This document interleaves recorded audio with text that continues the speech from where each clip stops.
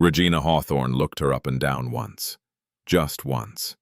Then she turned to the wedding coordinator standing nearby and said it loud enough for every valet, every guest on the steps, and every person within earshot to hear. "Why is there a black woman I've never seen before walking into my daughter's wedding uninvited? Someone call security. Now." She didn't wait for an answer. She snapped her fingers and pointed at Lorraine Ellis like she was pointing at something that had wandered in off the street. Lorraine took one step forward. Calm. Quiet. "I'm Darius's mother. I was invited." Regina tilted her head, smiled the kind of smile that doesn't reach the eyes. "Sweetheart, I don't know what Darius told you, but this is a Hawthorne event. And you," she looked Lorraine up and down a second time, slower, "are not what we had in mind." A valet looked away. The coordinator checked her clipboard. A guest near the door turned back to her champagne. Nobody said a word. Nobody moved an inch. Hundreds of people, and not one spine in the room. Lorraine Ellis stood alone at the top of those stone steps. A gift pressed to her chest, while two security guards closed in from either side, and still not one person spoke up. What none of them understood yet was that those three black Rolls-Royces already turning onto the private drive weren't coming to make a scene. They were coming to end one. Don't you dare close this video. What happens next will make your blood boil. And then something else entirely. Drop a comment right now. Where are you watching from and what time is it there? I read every single one. And if you're not subscribed yet, this story is exactly the reason you should be. Hey, folks. I've been driving through small towns and big cities chasing the stories that still make this country feel human. Come sit with me. Lorraine Ellis woke early that morning. Same as always. Not because she had to. Not because an alarm told her to. She woke because decades of early mornings had wired her body that way, and she'd long since stopped fighting it. She lay still for a moment in the quiet of her bedroom, staring at the ceiling of the same row house on Demont Street in Savannah's historic district that she and Walter had bought together years earlier, when the neighborhood was nothing, and they were building everything from the ground up with nothing but each other, and a plan so ambitious it bordered on delusion. She could still hear Walter's voice on the morning they signed the papers.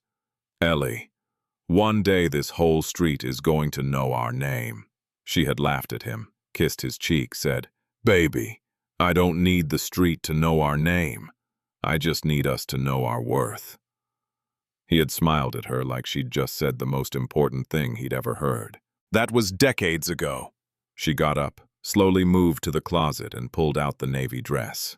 She had worn it once before to Walter's funeral years earlier, on a gray November morning, when the whole city of Savannah turned out, and she had stood at the front of a church that held hundreds of people and not cried once. Not because she wasn't broken, because Walter had told her in the last weeks, "Ellie, when I'm gone, don't let them see you fall apart. Fall apart at home. In public, you stand." She had stood. She stood now at the ironing board in her kitchen, pressing the dress with the same slow, careful hands she used for everything. On the counter behind her, two framed photographs. The first, Walter in a hard hat and dusty work boots standing in front of a half-built commercial foundation years earlier, grinning like a man who had just conquered something. The second, Darius at his architecture school graduation shaking hands with his dean. Tears he was trying to hide tracking down the left side of his face. She touched the second photo briefly with two fingers, then went back to ironing. On the kitchen table sat the gift.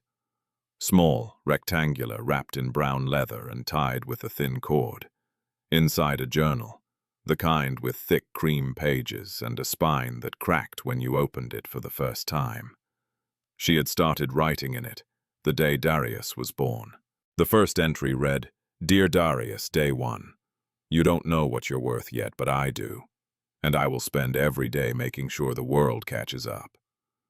She had written in it on his first day of school, on the day he got his driver's license, On the day he called her from college crying because a professor had told him his design concepts were too ambitious for someone with his background. She had written many pages that night. She had mailed him several of them. There were more than 100 entries total.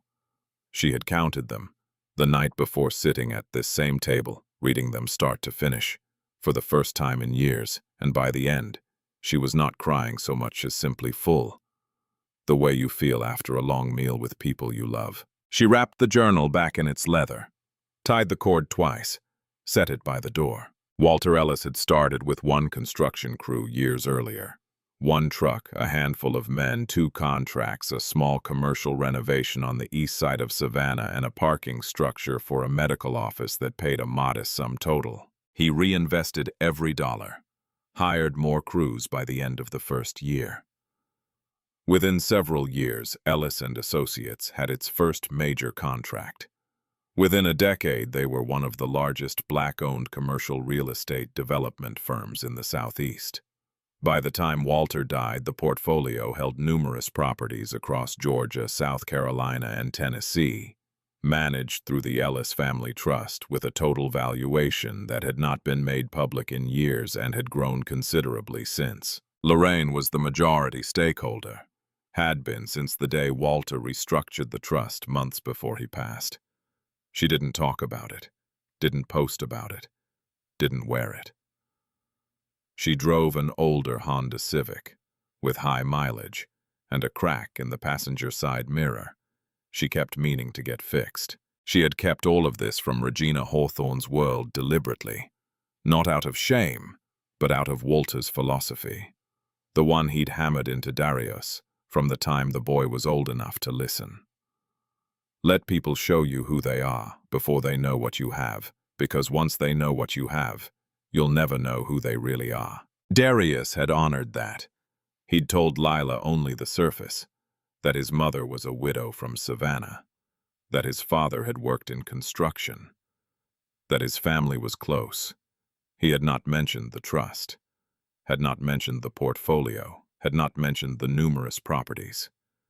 He had not mentioned that one of those properties was the Langley estate, acquired by Ellis and Associates in a quiet transaction years earlier for several $1 million.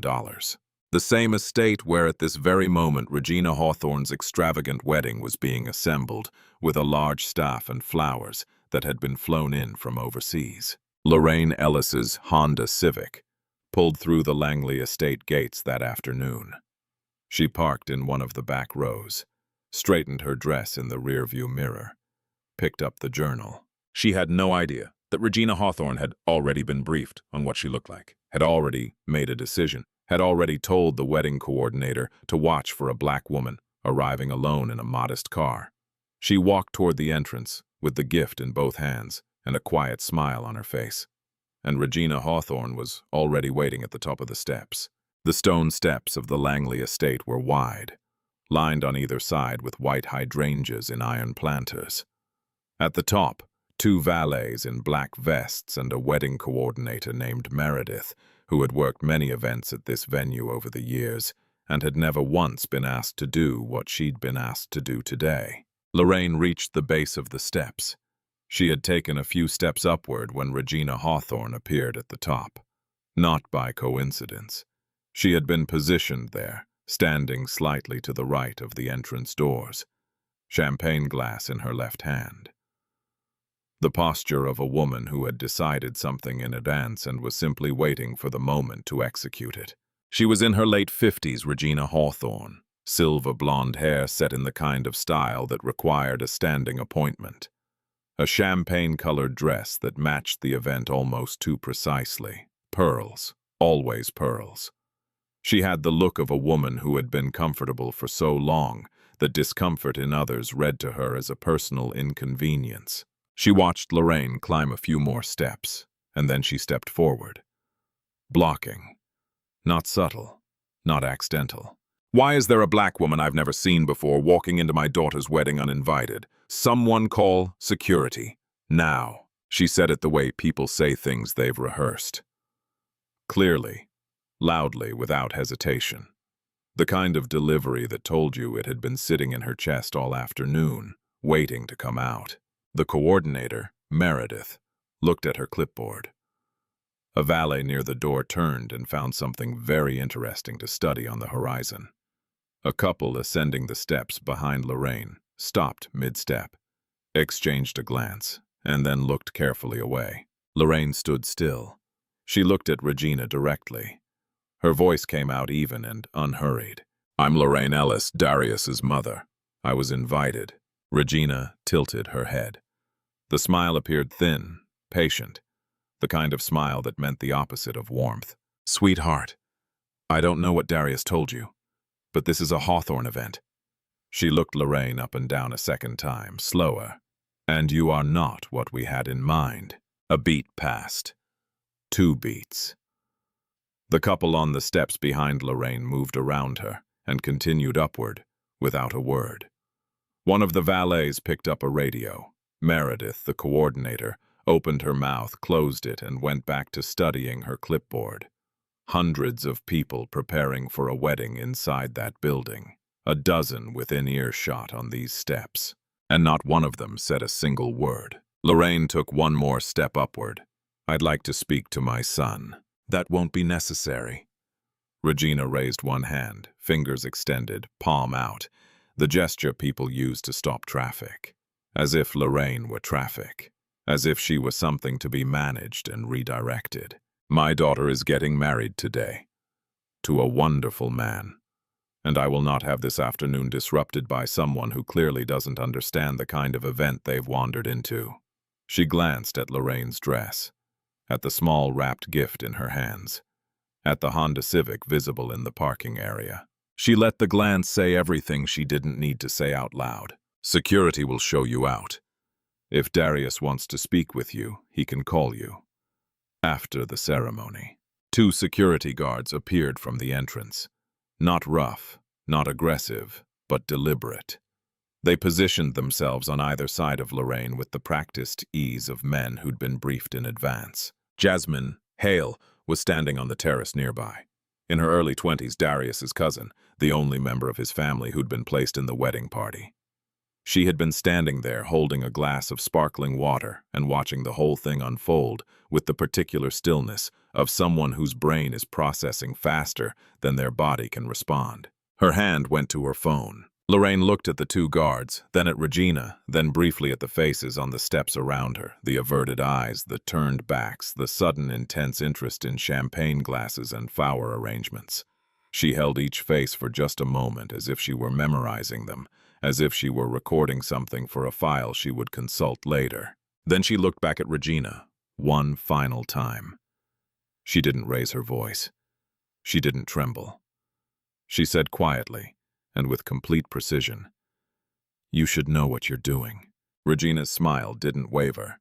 "I know exactly what I'm doing." Lorraine nodded once, a small contained nod, the kind that means noted, and turned. She walked back down the steps with her gift still pressed to her chest and her spine absolutely straight. Her shoes were low-heeled, sensible, and they made a soft, steady sound on each stone step going down.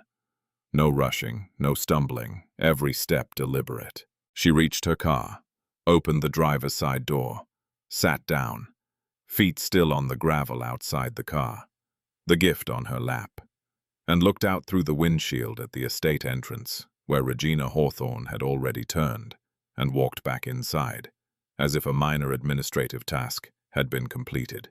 Lorraine didn't cry, didn't shake. She simply sat in the silence of the afternoon and breathed slowly, deeply, the way a person breathes when they are choosing with great deliberateness not to become what someone else wants them to become in this moment. She had been here before. Not this driveway, not these steps, but this moment, yes, many times, in many rooms, by many people who had looked at her and decided the same thing Regina Hawthorne had just decided. She had outlasted every single one of them. Inside the estate in the groom's suite on the 2nd floor, Darius Ellis was fixing his boutonniere in front of a mirror, completely unaware that his mother was sitting alone nearby in a parking lot holding the decades she'd written down for him. Jasmine Hale didn't hesitate. That was the thing about Jasmine. She had none of the social conditioning that made other people pause, calculate, weigh the consequences. She saw something wrong. She moved. She had been that way since she was a child, and Darius still gave her credit for it. She crossed the terrace quickly, pushed through a side door into the estate's main corridor, and went directly to the groom's suite on the second floor. She didn't knock. She opened the door and walked in. Darius was standing in front of the full-length mirror jacket on boutonniere, half-pinned his best man Jalen, adjusting the back of his collar. The suite smelled like cedar and something expensive Jalen had sprayed into the air earlier. There was a half-eaten cheese plate on the side table, soft music playing from someone's phone. It looked like the last peaceful moment before a man's life changed. "She's outside," Jasmine said at the moment the door closed behind her. No preamble. No cushioning. "Your mom, in the parking lot." Regina had her removed from the steps in front of everyone. Security walked her out. Jalen's hands stopped on Darius's collar. Darius looked at Jasmine in the mirror. He didn't turn around. He just looked at her reflection for several seconds. And in those seconds, something happened behind his eyes. A kind of weather change. Slow and total. The way a clear sky goes gray before a storm. Then he turned.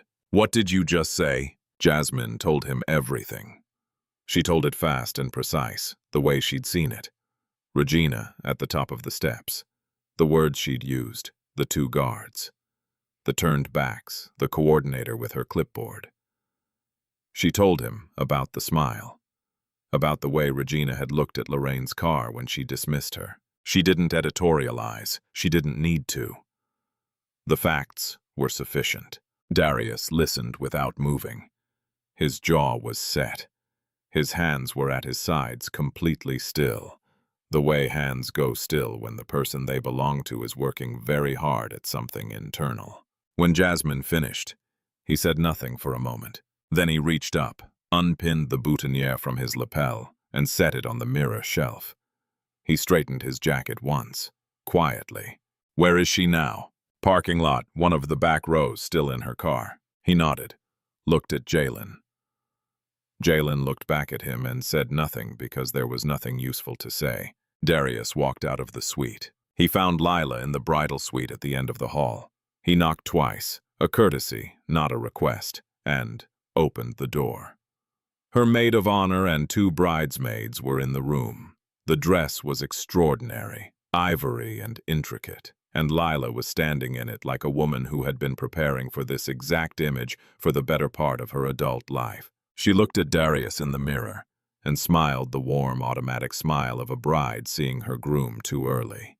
"You're not supposed to be here," she said, light and easy. "It's bad luck." "Did you know?" He said it quietly. Just those 3 words. No accusation in the tone, just the question clean and direct, standing in the room waiting to be answered. The smile stayed on Lila's face for a couple more seconds.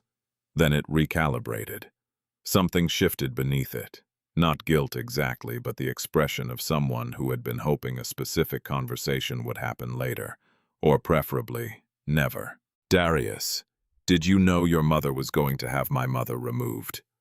It wasn't a question the second time. The two bridesmaids found reasons to look elsewhere.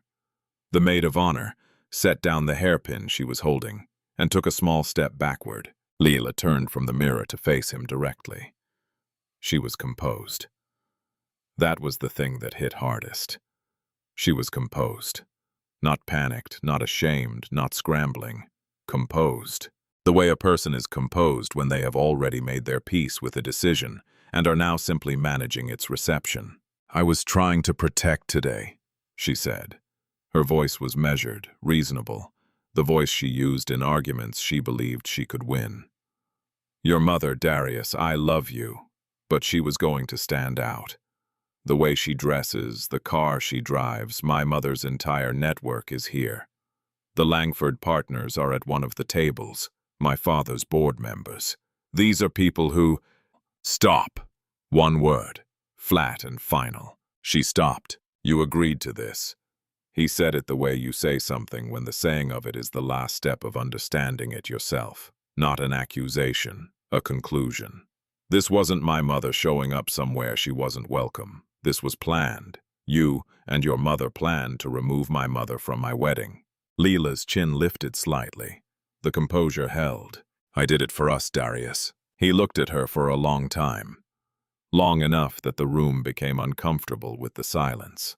Long enough that one of the bridesmaids quietly collected her things and slipped out. Then he said, I need some air. He walked past her down the hallway, down the main staircase, through the lobby, past the champagne tower and the flower arrangements, and the hundreds of guests who were drinking and laughing and entirely unaware, and out through the front doors into the afternoon light. He crossed the courtyard, walked to the back rows of the parking area, found the older Honda Civic with the cracked passenger mirror. He opened the passenger door and got in. Lorraine looked at him. He looked at her. Neither of them spoke for a long moment. The afternoon sun was dropping through the oak trees, throwing long gold lines across the parking lot. Then Lorraine put her hand over his on the center console. Baby, don't blow up your life over this. Darius looked straight ahead through the windshield. Mama, she knew. She agreed to it. Silence. I know, Lorraine said quietly. Then Darius's phone buzzed on his leg. A text from a number he hadn't seen in recent months. Malcolm Reese. 4 words. I'm minutes away. Darius stared at the message. Then below it, a second text arrived before he could respond. I brought company. Darius stepped out of the Honda Civic and walked a short distance from the car before he called Malcolm back. He needed the distance, not from his mother, from himself, from the part of himself that was already doing calculations. He didn't want Lorraine to see on his face while he was doing them. Malcolm picked up on the first ring. I heard what happened. Malcolm's voice was the same as it had always been, low, unhurried, carrying the particular authority of a man who had spent decades in rooms where the stakes were high, and the noise was low. I'm on the highway. Be there soon. Who called you? Darius asked. Jasmine texted me the moment it happened. A pause. Smart girl, your cousin. Darius exhaled slowly. Malcolm, you don't have to. It's Darius. The way he said the name stopped the sentence cold. Your father was my partner for many years. Your mother is the majority stakeholder of everything Walter and I built together. Someone put their hands on her welcome today. Another pause, shorter this time.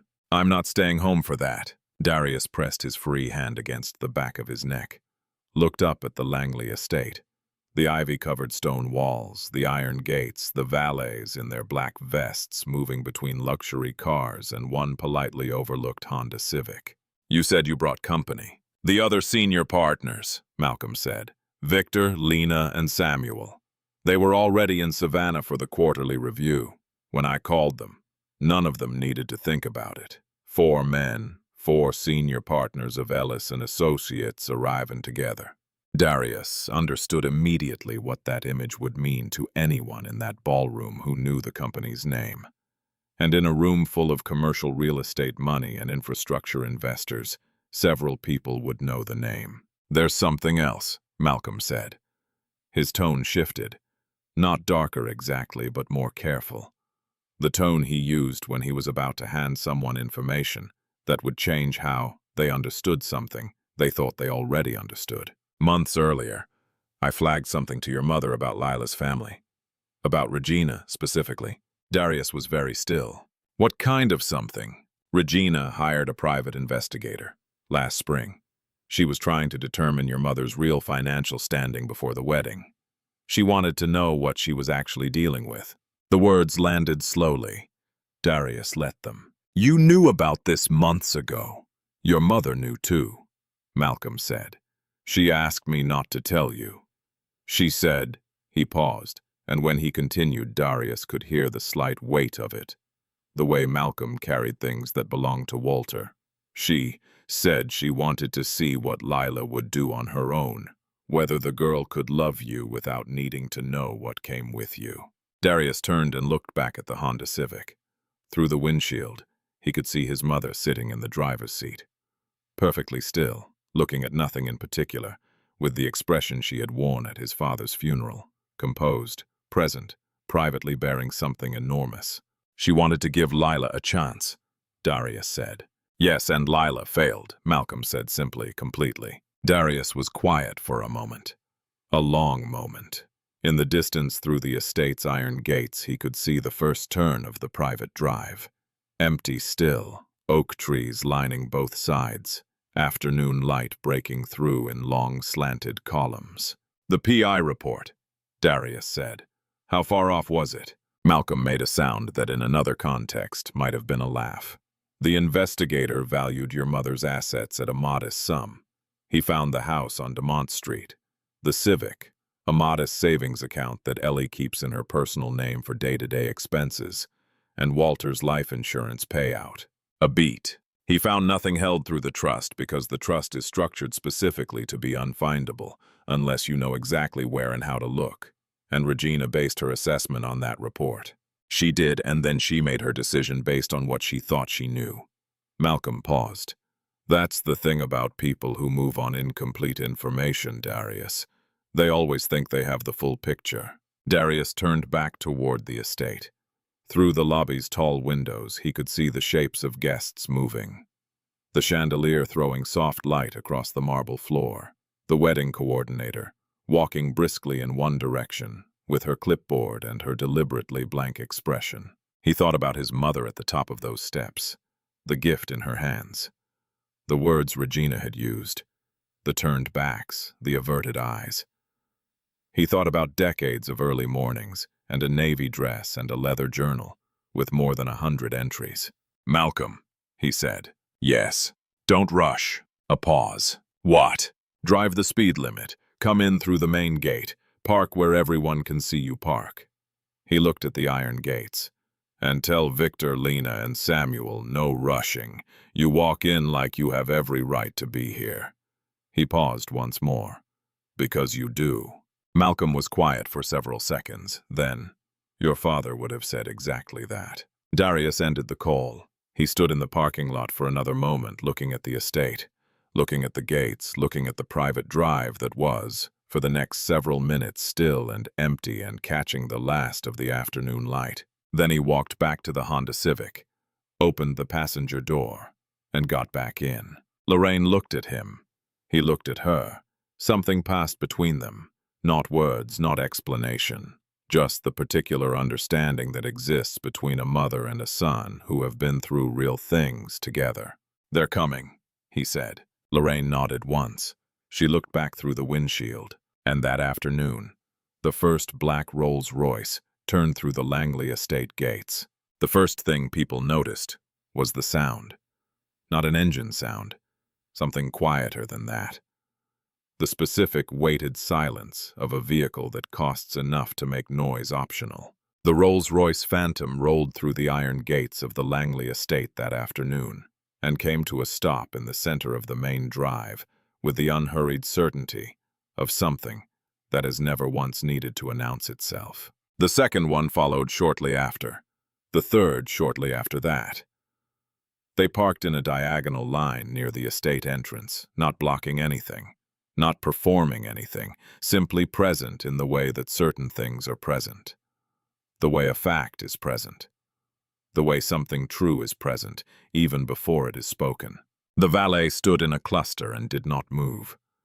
The oldest of them, a man in his 50s who had worked the Langley estate for many years and had parked every species of luxury vehicle this address had ever attracted, stood with his radio half raised and said nothing. He recognized the model.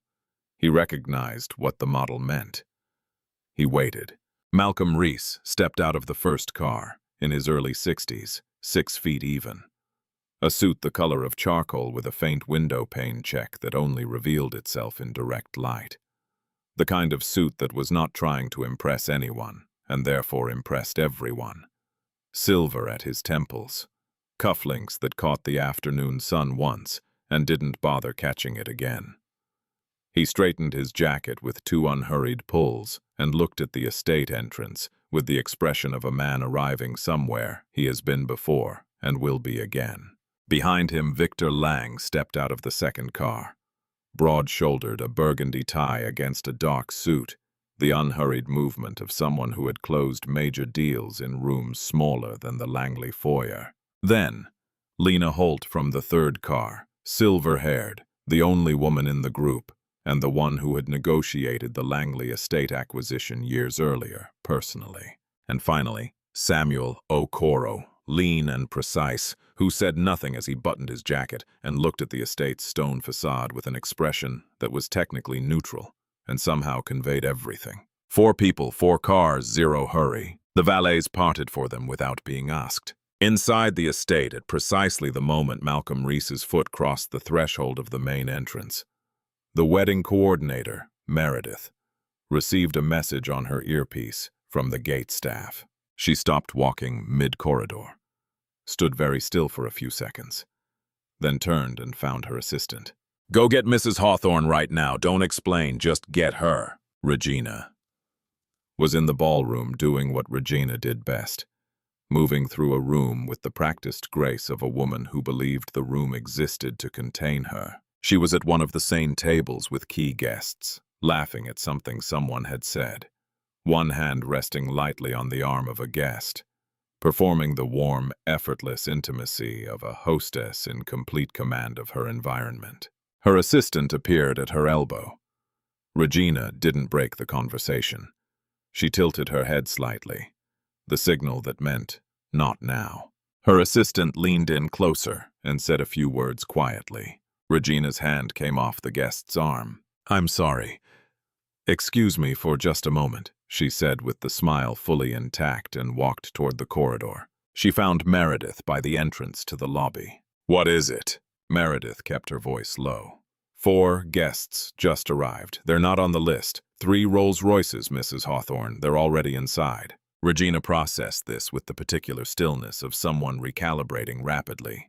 "Names. I don't have names yet, but the lead gentleman, Gerald from the gate, says he recognized him. He thinks it's..." She hesitated. "Meredith. Malcolm Reese, ma'am." The name sat in the air for a moment. Regina's expression did not change. This was one of her genuine skills, the ability to absorb information that alarmed her without allowing her face to confirm the alarm. But something happened behind her eyes. A small, rapid reassessment. "Malcolm Reese." She said it the way you repeat a name when you are running it against everything you know about it. "The CFO of Ellis and Associates." "FO of Ellis and..." "Yes, ma'am." "What is he doing here?" Meredith had no answer. She offered none. Regina straightened, smoothed the front of her dress once with one hand. "Keep the ceremony on schedule. We start at the scheduled time regardless." She turned back toward the ballroom. "I'll handle it." She wouldn't. But she didn't know that yet. Upstairs in the bridal suite, Lila stood alone in front of the mirror. Her maid of honor had stepped out to find more hairpins. The bridesmaids were in the hallway. She was alone with the dress and the chandelier light and her own reflection. She looked perfect. The dress was extraordinary. The hair was extraordinary. Every detail of this image had been constructed over months with the kind of attention that most people reserve for things that actually matter. She stared at herself for a long time, and then quietly she said to no one, "What did I do?" It wasn't a question. It had the flat, arriving quality of a thing finally admitted. She pressed 2 fingers to her lips and looked at the ring on her left hand and thought about Darius's face in this room earlier. The 3 words he'd said. The 1 word he'd said after. The boutonniere sat on the mirror shelf with a precision that was worse than anger. Her maid of honor appeared in the doorway with the hairpins. "You okay?" Lila looked at her reflection one more time. "Ask me in a little while," she said. Downstairs in the parking lot, Darius opened the passenger door of the Honda Civic and offered his hand to his mother. "Ready?" he said. Lorraine picked up the leather journal from her lap, held it for a moment. Then she took her son's hand and stepped out of the car. They walked toward the entrance together, and this time, not one person at the top of those steps moved to stop them. The lobby of the Langley estate was built for moments like this. 40 feet of polished marble floor, a chandelier that had been imported years earlier and had hung in this exact spot ever since, throwing its particular quality of light across every event this building had ever hosted. Charity galas, corporate dinners, political fundraisers, and now, on a Saturday afternoon, something it had never hosted before. The room shifted the moment Malcolm Reese walked in. It started at the edges, the way these things always start at the edges. A man near the bar put down his glass. A woman in a yellow dress leaned toward her husband and said something behind her hand. A cluster of guests near the flower arrangement at the far wall turned, looked, turned back, then turned again. The whisper chain moved through the room with the quiet speed of something electrical. That's Malcolm Reese. Malcolm Reese from Ellis & Associates. He was on the cover of a business magazine recently. The Southeast Portfolio. They hold significant commercial real estate. What is he doing here? Everett Langford, seated at one of the main tables, the table Regina had specifically designed as the room's center of gravity, set his champagne flute down with a small, precise click and straightened in his chair. He knew exactly who Malcolm Reese was. He had tried multiple times to get a meeting with Ellis & Associates in the past year or so. Both times the request had come back with a polite and impenetrable response that communicated absolutely nothing. Everett Langford watched Malcolm Reese walk across the marble floor of the Langley estate and felt something he was unaccustomed to feeling at social events: uncertainty. Regina appeared from the corridor entrance to the left of the lobby, moving with her characteristic controlled grace, a smile assembled and operational. She had composed herself during the short walk from the hallway and arrived looking like a woman who was simply welcoming a late guest. She extended her hand as she approached. "Mr. Reese, what a wonderful surprise. I don't believe we've—" Malcolm looked at her hand. He didn't take it. He stopped walking, stood where he was, and looked at Regina Hawthorne with an expression that was not hostile, not warm, not performative in any direction. Simply clear. The expression of a man who has decided what this moment is going to be and is now allowing it to be that. Regina's hand hung in the air. 1 second. 2. 3. She lowered it. "I'm not here for introductions, Mrs. Hawthorne," Malcolm said. His voice was level and carried without effort in the way voices carry when a room has decided collectively and without discussion to be quiet. "I'm here because a member of my board was removed from this property this afternoon, and I think it's time the room understood who that was." He turned not to the door, to the side entrance, which opened at that precise moment, as if it had been timed because Darius had texted Jasmine moments earlier, and Jasmine had been standing at that door waiting. Lorraine Ellis walked in.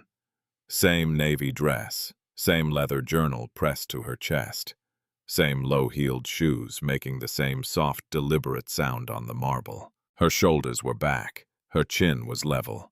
She walked with the particular quality of movement that belongs to people who have spent decades being exactly who they are without apology or adjustment. The room, which had already gone quiet, went quieter. Malcolm waited until Lorraine stood beside him. Then he faced the room. All the guests, the key business people, the board members, the coordinators, the caterers who had stopped moving, the string quartet who had stopped playing, Regina Hawthorne standing nearby with her smile finally visibly struggling. "Ladies and gentlemen," Malcolm's voice was unhurried.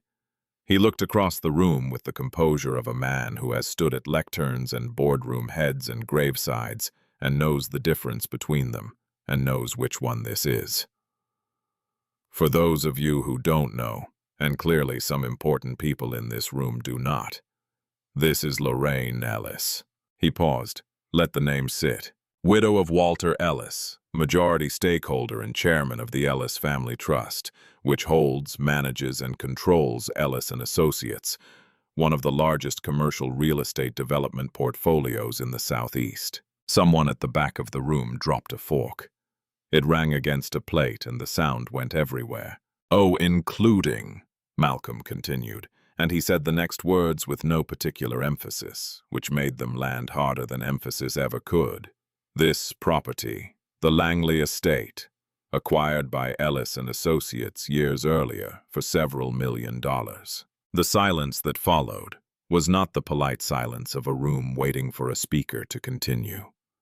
It was the specific, pressurized silence of hundreds of people simultaneously processing the same information and arriving at the same destination.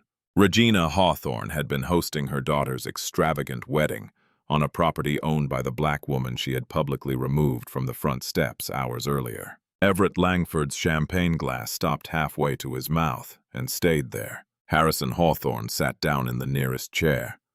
He didn't look for the chair first. He just sat, and the chair happened to be there. Regina did not move, did not speak. The color in her face went through several changes in rapid succession. A brief flush, then something paler, then something that had no name but was legible to everyone watching. Malcolm reached into his jacket and placed a single document on the table beside him. He set it down slowly, face up, and stepped back. The room leaned forward. Every eye in the Langley estate dropped to that piece of paper. Nobody breathed. The document on the table was a single page, not a thick file, not a stack of evidence assembled for maximum drama. One page printed cleanly on Ellis and Associates letterhead, and it said exactly what it needed to say in the precise, unambiguous language of people who have never needed to raise their voice because their paperwork does it for them. It was the lease agreement. Multiple events over several years. Every Hawthorne family function held at a Langley estate venue in recent years. The charity gala, the corporate dinners, Harrison's retirement celebration, the engagement party for Lila and Darius that Regina herself had organized months earlier with such visible pride. Every single one of them contracted through Langley Estate Management, which operated as a wholly owned subsidiary of Ellis and Associates, which meant that every check Regina Hawthorne had written to this venue, every dollar she had spent performing her family's position and taste and standing for the benefit of her social circle, had gone directly into Lorraine Ellis's trust. Everett Langford read the document from his table without standing up. He didn't need to stand. He had enough experience with contracts to understand one at a glance. He read it once, set his champagne down permanently, and did not pick it up again. Regina looked at the document from several feet away and did not approach it. She didn't need to read it. She understood what it was the moment Malcolm set it down. She understood it the way you understand something you have been in some private part of yourself dreading. Not because you predicted it exactly, but because you always knew, somewhere underneath the planning and the management and the control, that the ground you were standing on had not been fully surveyed. She had investigated Lorraine Ellis. She had paid a private investigator thousands of dollars to determine whether Darius's mother was the kind of person the Hawthorne family could comfortably absorb or would need to carefully manage. The investigator had come back with a modest house, an old car, a personal savings account, and a life insurance payout. He had found nothing through the trust, because he hadn't known to look through the trust. He hadn't known because Regina hadn't known to tell him to look there, because she hadn't known the trust existed, because Lorraine Ellis had spent years being precisely as invisible as Walter had taught her to be. Regina Hawthorne had done her research. She had simply done it on the wrong woman. Lorraine stepped forward. Not to the center of the room, just forward. One step past Malcolm, enough to be clearly present, clearly herself, clearly undiminished by the afternoon's events. She looked at the room, all of it, every table, every face, every person who had watched her walk back down those steps hours earlier, and said nothing. When she spoke, her voice was the same voice she had used at the top of the steps, even, unhurried, the voice of a woman who had decided before she got dressed that morning that she would be exactly this person, regardless of what the day asked her to be. "I didn't come here today to make a point," she said. "I came to watch my son get married, to bring him something I've been working on for decades." She looked down briefly at the leather journal in her hands. "I came to stand next to him at the beginning of something important and let him know, the way fathers and mothers do, that he was loved and that he came from something real." She looked up. Her eyes moved without theater to Regina. "I don't need this room to apologize to me," she said. "I've been in rooms like this before. I know what they cost and what they're worth." A pause. "But I do need one thing." She turned to Lila. Leela had come downstairs. Nobody had seen her enter. She was standing at the edge of the ballroom entrance in her wedding dress, barefoot. She had taken her heels off somewhere on the stairs with her hands at her sides and her eyes red and her jaw set with the particular rigidity of someone who is working very hard not to come apart in public. Lorraine looked at her directly. Not unkindly, not with the warmth of forgiveness that would come later, or it wouldn't. And today was not the day to perform it. But not unkindly. "I need you to be honest with my son," Lorraine said. "Whatever comes next, whatever you both decide, it has to start from an honest place, or it won't hold." The room was so quiet that the candle flames were audible. The tiny soft sound of fire consuming wax in real time.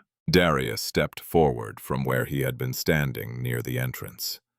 He crossed the marble floor slowly, jacket buttoned, hands relaxed at his sides, and he stopped in front of Lila. He looked at her for a long moment. She looked back. Her chin trembled once and steadied. "I need to ask you something," he said quietly. "And I need the true answer. Not the managed answer. Not the answer that protects the day." He held her eyes. "Did you know what your mother planned to do to mine?" Lila's lips parted. She held the silence for several seconds. The kind of silence that is itself an answer that fills in the shape of the truth before the words come. "Yes," she said, almost a whisper. "I knew." Darius nodded, slowly. The way you nod when you are already certain and the confirmation costs you something anyway. He reached into his jacket pocket. He held the ring for a moment. The ring he had chosen months earlier, in a small jewelry shop in Savannah. The ring he had carried for the last several hours inside his jacket against his chest. Like a compass he was no longer sure was pointing true. He set it on the table beside Malcolm's document. The diamond caught the chandelier light once, then it was still. "Then I think we both know this isn't the right day," he said. The Langley estate emptied the way. Expensive rooms empty when something true has happened in them. Not all at once, not with any dignity, but in clusters and fragments. People peeling away in twos and threes, collecting jackets and clutches, and the particular expressions of those who witness something they will be discussing for years, but will describe carefully depending on who is asking. The Langford partners left first. Everett Langford paused at the door, looked back once at Malcolm Reese, and gave a small nod. The nod of a man filing information for future use. Malcolm received it without expression. Harrison Hawthorne sat in his chair for several minutes without moving. His untouched plate of hors d'oeuvres sat beside him. At some point, a caterer reached over to clear it, and he didn't notice. His wife was across the room. Regina had moved to a corner near the corridor entrance, her back partially to the room, her phone in her hand calling someone. Her PR consultant, most likely. It wouldn't help. Jasmine. Hale was standing near the side entrance with her phone out. She had recorded everything. Malcolm's entrance, the document, Lorraine's words, Darius and Lila's final exchange. All of it. She hadn't posted it. Not yet. She was waiting. She would know when. Later that evening, she posted the audio, not the full video, just the audio from earlier. Regina's voice in the hallway speaking to Harrison. Recorded through a partially open door. Several seconds. "I know exactly what I'm doing. It was always going to come out eventually. Better now than at Christmas dinner." Regina's voice clean and unambiguous, confirming premeditation, confirming intent, confirming that what had happened to Lorraine Ellis at the top of those steps. This was not a misunderstanding or a moment of poor judgment. It was a plan. Jasmine added no caption. She didn't need one. By that night, the clip had hundreds of thousands of plays. By late night, it was approaching 1 million and trending on platforms under the phrase, "better now than Christmas dinner," which people were using to describe any situation in which someone's cruelty had been revealed to be deliberate, rather than impulsive. By the next morning, it had crossed millions of views, by midday even more. The comment section was a long, sustained collective reaction of people who had either experienced something like this personally, or loved someone who had and who were now doing what people do when a story names something they've been carrying without language for it. A journalist from the local paper called Jasmine early the next morning. Jasmine referred her to Malcolm Reese's office. Malcolm's communications director issued a single prepared statement at midday. Ellis and Associates confirms that Lorraine Ellis, majority stakeholder and chairman of the Ellis Family Trust, was removed from the Langley estate on Saturday afternoon prior to a private event held on Ellis and Associates property. The company is reviewing its relationship with all parties involved in the coordination of that event. Key words in that statement mattered above all others. Held on Ellis and Associates property. Those words traveled everywhere. The Hawthorne family's events company had its preferred vendor status, with Langley Estate Management, revoked by formal letter the following morning. The letter was professional, unembellished, final. Lena Holt had drafted it herself the previous evening at her kitchen table. Several active contracts between Hawthorne Development, Harrison's commercial real estate firm, and Ellis and Associates subsidiaries were placed under formal review. The review was standard procedure, the letter said. It made no mention of Saturday. It didn't need to. Harrison Hawthorne called Malcolm early the following morning, not to fight. His voice, Malcolm told Darius later, was the voice of a man who had made a choice between his wife and his conscience, and was surprised to discover he still had a conscience available to make the choice with. He apologized, clearly, directly, without qualification. Malcolm listened, accepted it, and passed the message to Lorraine word for word. Lorraine said, "Tell him I appreciate it."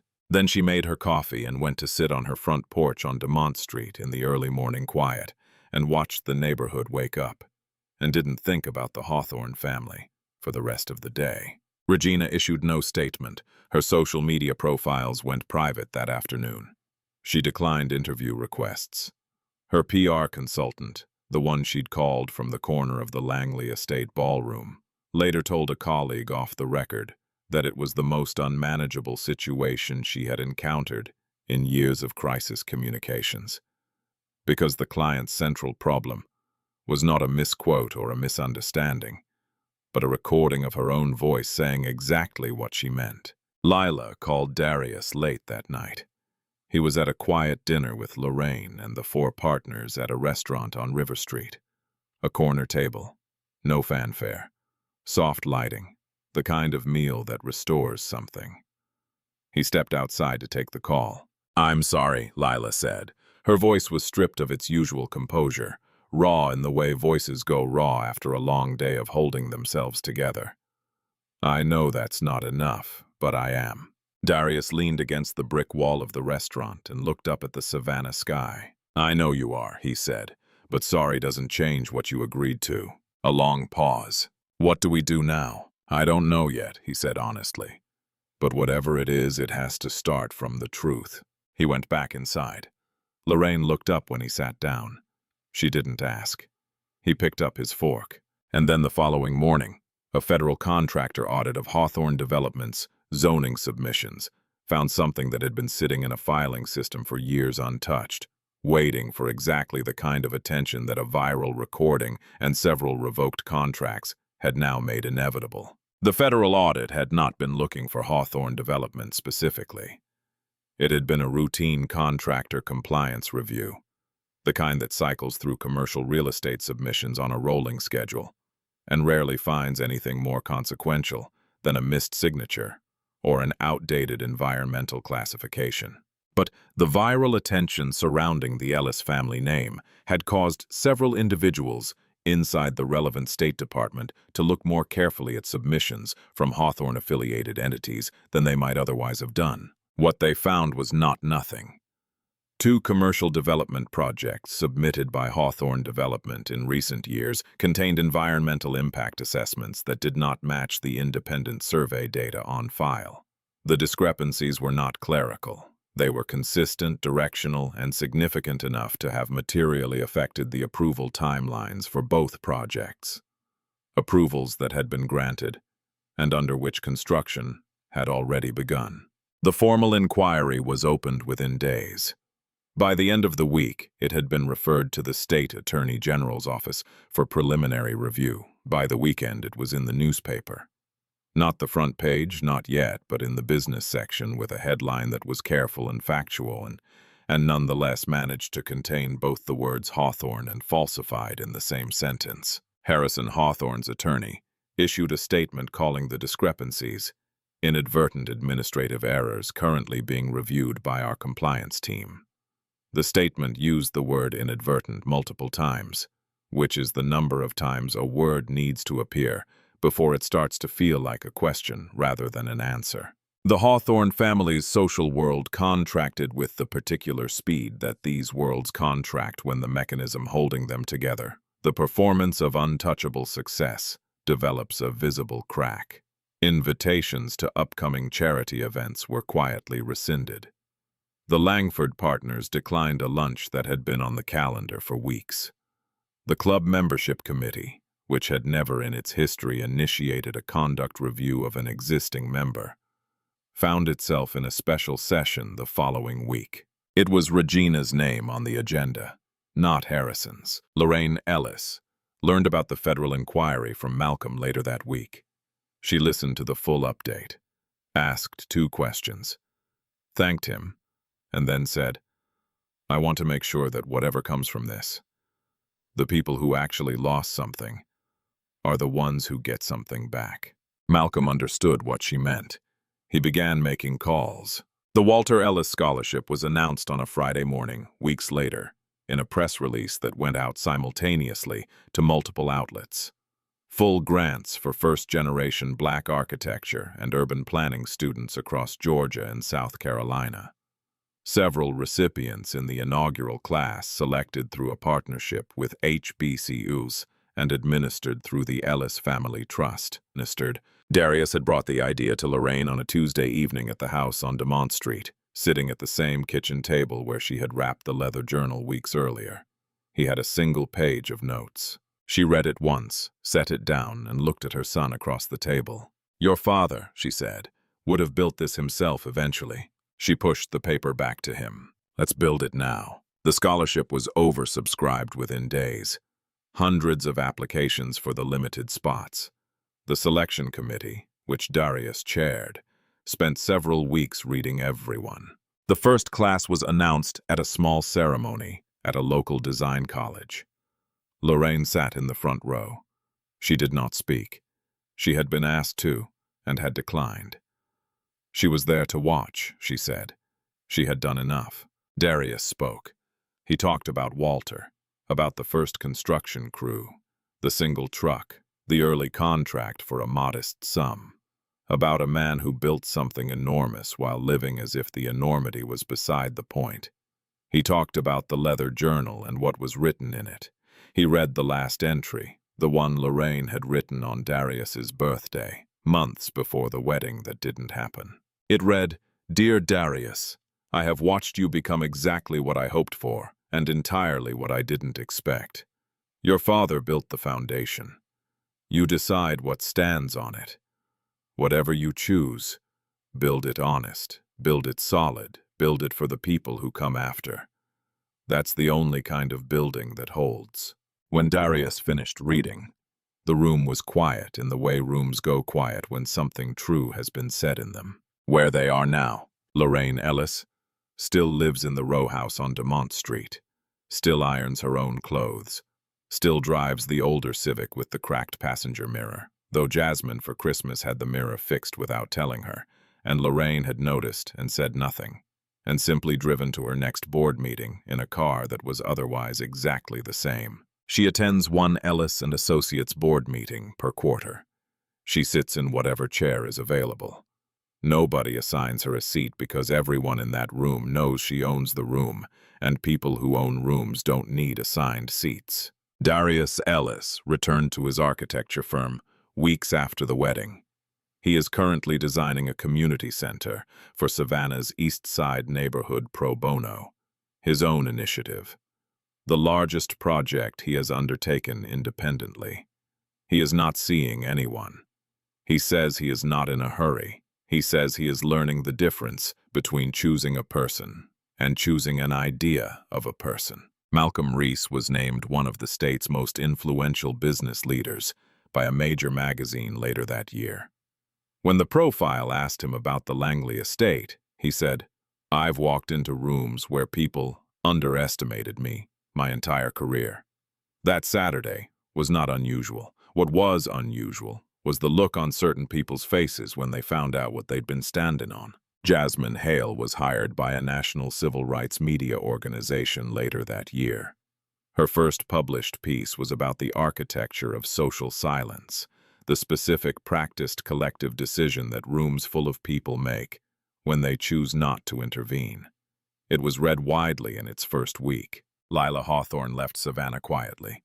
She has not made a public statement. People who know her say she is doing the private, difficult work of understanding the difference between what she was taught to value and what actually has value. That work takes as long as it takes. It is not the kind of work that produces press releases. Regina issued no apology. Some people never do. The absence of an apology is itself a kind of statement, and the world has learned to read it. Lorraine's only public comment appeared in a local newspaper profile published months later. The journalist asked her what she wanted people to take from everything that had happened. Lorraine thought about it for a moment. Then she said, "Walter built everything he built so that our son would never have to prove his worth to anyone. This past fall, I watched that work hold." She did not say anything else on the subject. She went home, made coffee, sat on her front porch, and watched her street. The same street Walter had promised decades earlier would one day know their name. It did now. Real worth doesn't announce itself. It doesn't arrive in the right car, or wear the right dress, or need the room's approval to know what it is. Lorraine Ellis walked into that estate carrying decades of love in a leather journal, and left with every single one of them intact. The people who tried to diminish her didn't take one thing. They only revealed themselves. The measure of a room is not how it treats the people it recognizes. It's how it treats the ones it doesn't yet. If this story hits somewhere real, drop a comment. Tell me about someone you know who carried their worth quietly without ever needing the world to confirm it. I want to hear about them, and if you're not subscribed yet, you've just read exactly the kind of story we tell here. You already know what to do.